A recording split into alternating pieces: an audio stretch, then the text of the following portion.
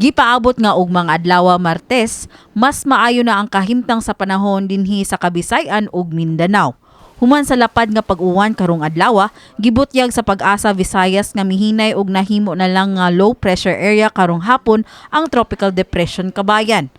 Atong gipaabot na sa Miyerkules sa hapon or gabi makagawas na sa Philippine Area of Responsibility. Samtang karon nga naa pa siya sa vicinity sa Manay, Davao Oriental, na ay posibilidad base sa ato ang forecast track nga ma-degrade siya or maubos ang iyang intensity muhinay. Gibutyag panikiblat nga posibleng maayo ang kahimtang sa panahong dayong pagsaulog sa Pasko dinhi sa nasud. Samtang human giisa ang tropical storm signal number 1 karong adlaw sa Sugbo. Among ni padalo kaninyo, nakansilado ang ato ang biyahe sakyanan sa kadagatan.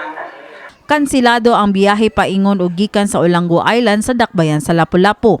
Lapad nga bahin sa Sugbo ang nakasinati karon sa pag-uwan dala sa bagyong Kabayan.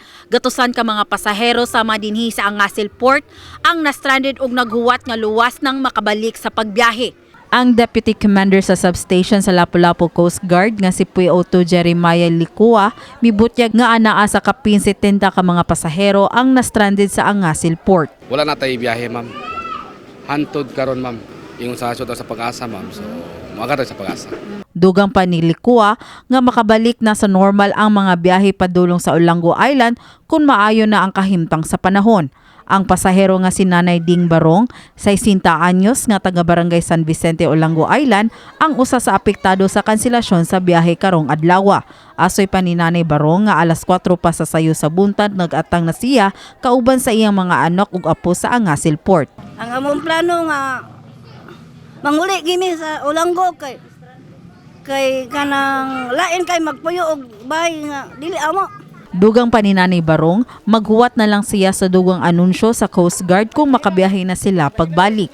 Sa pagkakaroon, ang Pag-asa Visayas padayon nga may pahingmangno sa katawhan nga mag-inampingon tungod sa pag-uwan karong adlaw.